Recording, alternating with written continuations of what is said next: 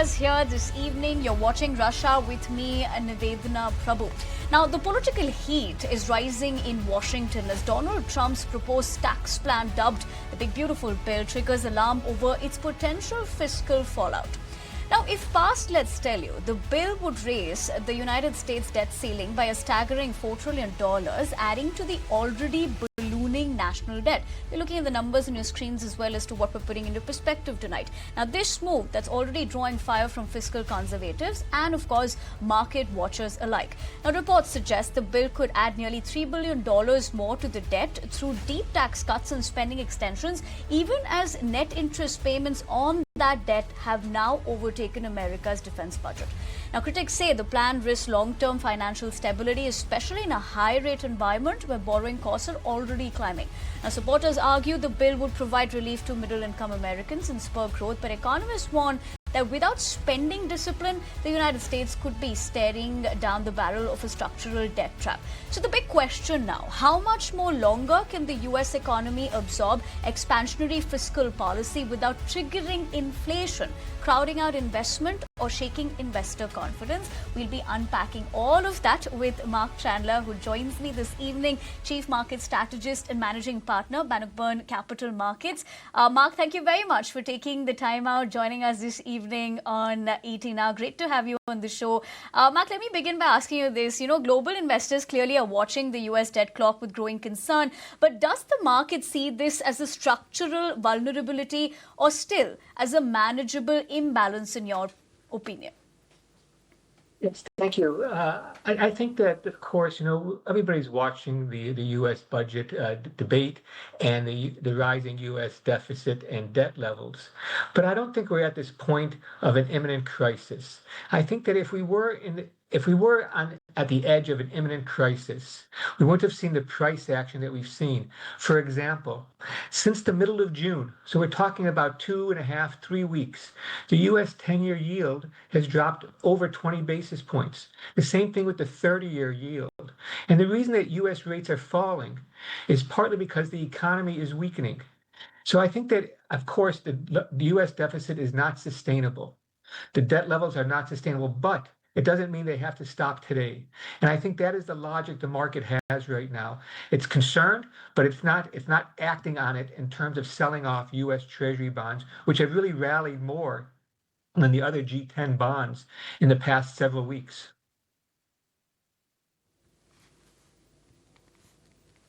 You know, Marc, you just said that it's a concerning situation, but in all likelihood, as you make of that, because given the other aspect that despite the record debt, the US dollar, in fact, has remained remarkably strong. Is that more a reflection of relative strength, or are we underestimating longer-term risks to reserve status, in your opinion?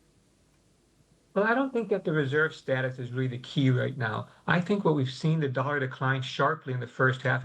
In fact, it looks like among the largest dollar declines in a generation in the first half this year. So I do think the dollar is going to fall further.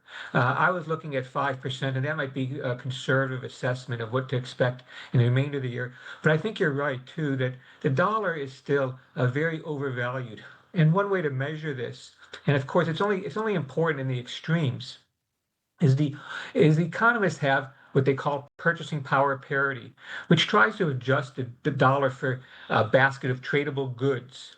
And by this measure, the euro is the most undervalued G10 currency, almost 55% undervalued. The yen is about 50% undervalued, followed by, I believe, the Canadian dollar, which is more than 20% undervalued. And so I think that what's happening is both cyclical forces and structural forces are weighing on the dollar after a huge, roughly decade-long rally in the dollar. And I think it's got more room to go. But this is not a crisis. And it's not that foreign central banks are dumping dollars or dumping treasuries. I think what we're seeing is private sector participants adjusting portfolios and hedging their dollar exposures.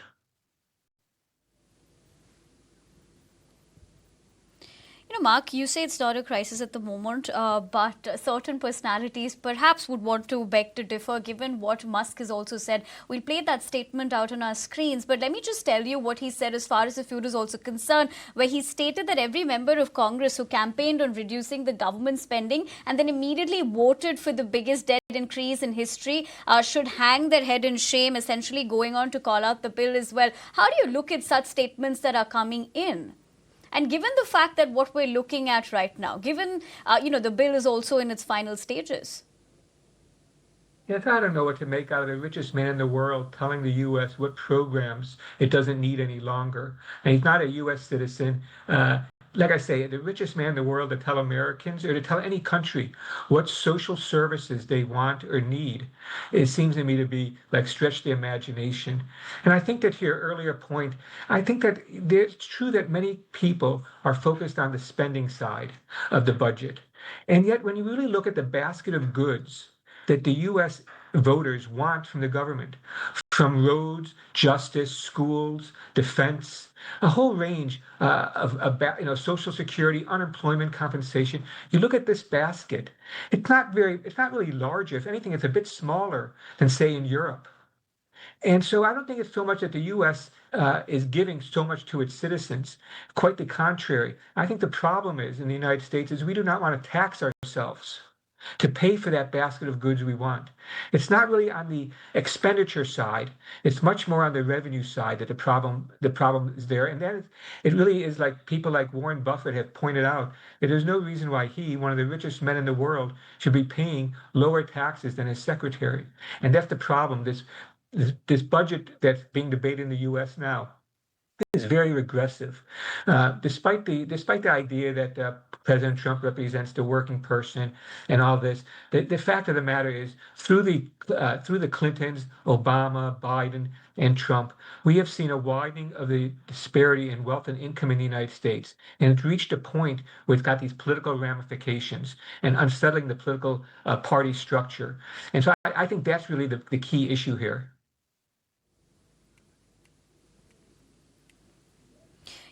You just happen to mention that if there are certain goods, of course, in that particular basket that citizen wants and they have to pay for it, which of course would, lead me to ask you this. What does this debt also mean for ordinary Americans in terms of taxes, inflations, or public service cuts down the line? How do you see that pan out? Yes, this is you raise a very important point. When I hear the idea of government spending cuts, I think of income cuts. Because what's the government doing with the money? It's giving it, spending it, and so that's income for other people. And when we talk about government cutting spending, it's really cutting income, and this is going to be another force that weighs on the economy, weakens the economy, and again increases that disparity of wealth and income in the U.S., which really challenges the basis of the political stability that the U.S. has enjoyed for so long.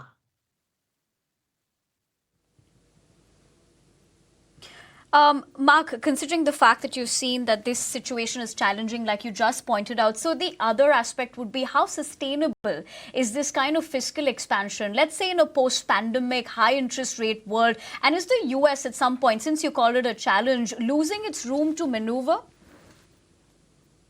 This is an important issue, and many people call this fiscal dominance, in which the large budget deficit or large debt prohibits the central bank from raising interest rates and really influences monetary policy. But I think that we are in a different type of environment now. I think that the Federal Reserve will begin cutting rates again in September.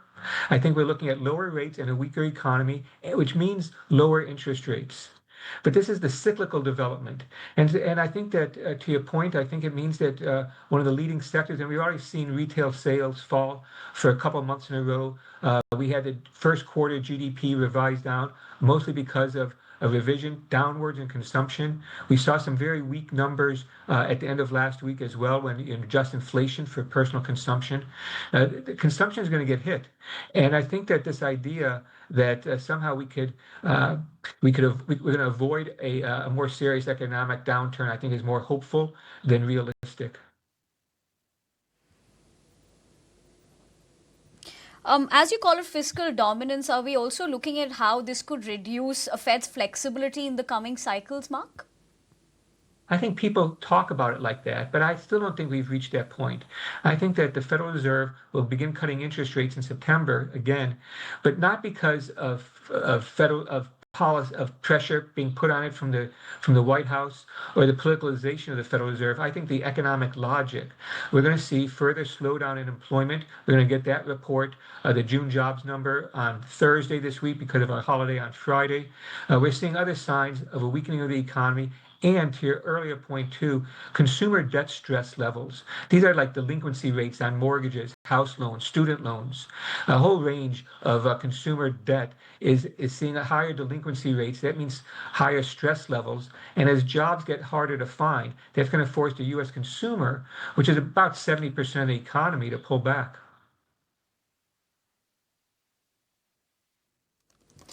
As you pointed out, also there is a growing talk of whether this could trigger a bond market revolt, or do you think it's anywhere close to a Volcker-style pressure point that we've seen previously? Yeah, I don't know. I mean, we people harken back to these things, and even the talk of the stagflation. But when we're talking about inflation, say below 2.5%, and we talk about growth at least through Q1, Q2 this year, it looks to be still above trend growth, taking a couple quarter averages. Of course, Q1 and Q2 U.S. GDP very distorted by the activity trying to beat the tariffs. But in general, I think that the economy is still growing above trend. It's not stagnant, as Powell points out. In stagnation, he sees neither stagnation nor in the inflation part of it. And I sort of agree with that. What concerns me is perhaps almost the opposite. That we're going to go back to a period of low growth, low inflation, low interest rates, low profitability, where the social classes, the middle class, and the capital class has difficulty reproducing itself. Interest rates are too low, and consumer and households, of course, find it very difficult to make ends meet in this kind of environment.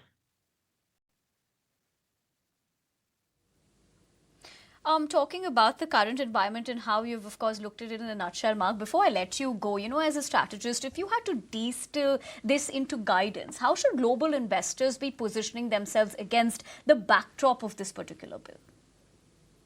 Well, I think that for me, the key is really in the foreign exchange market because if you have a basket of international stocks, the currency component, the currency swings, the volatility could be a third of your total return. And if you have a basket of international bonds, the currency swings could be worth two-thirds of your total return. So for over a year here at Bannockburn, we've been suggesting to our clients to diversify as much as they can, both their personal finances as well as corporate finances, to expect this a prolonged period of a weaker U.S. dollar. This means that Americans are probably one of the biggest causes of the sell-off we saw earlier this year in the U.S. stock market. Many Americans overweight U.S. stocks, slow to diversify. This is the time to diversify. We should expect a weaker dollar going forward, which really cramps then the returns that a foreign investor gets in U.S. equities and in the U.S. bond market.